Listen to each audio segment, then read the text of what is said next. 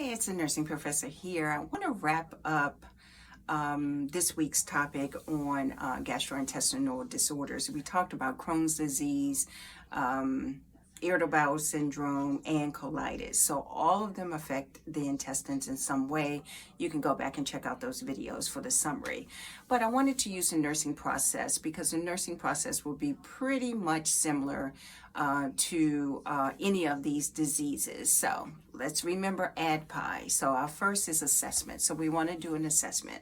In our assessment, we're going to auscultate for bowel sounds. We're going to palpate the abdomen. We're going to see if the person admits to any pain. We're going to percuss. We can percuss as well. We'll ask the person about history. When did this start? What precipitated it? Had it ever happened before? What made it better in the past? We might do things like get a stool sample, check to see if there's blood in the stool, and that's the test for occult blood. Of course, get a set of vital signs, see if the person can tolerate foods, if they've had also some vomiting or nausea or anything else that accompanies the GI discomfort that we talked about.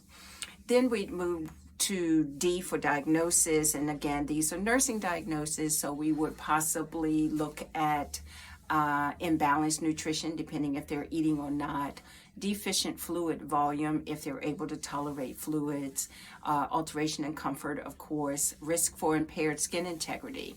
If you've ever had really, really bad diarrhea, and it might be TMI, however, you know that sometimes the skin at the rectal area can become very inflamed and very painful, and it can actually get some small tears.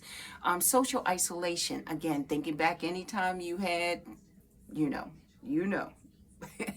the diarrhea or anything like that, then you wanted to be isolated. You want to be out in public, going to dinner and stuff like that with people because you're afraid that you might have to go to the bathroom. And body image, of course, because many times people who suffer from chronic illnesses associated with the intestinal problems, then many times they can get very, very thin, especially if they have problems tolerating a diet.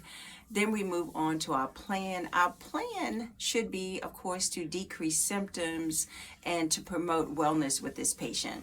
So again, that plan is going to be determined by everything else that we have collected.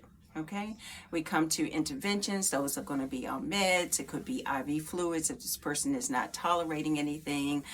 Diet, advance it as tolerated. Different diagnostic tests. And teaching. Teaching is very, very important, especially with these types of chronic illnesses that have acute exacerbations, to try to help your patient minimize some of the flare-ups that they may experience. And then E, of course, is evaluation. We evaluate whether or not our interventions are working or not. Hopefully that they are, and if not, of course, you go all the way back to the beginning and reassess. So that's it for now. Bye.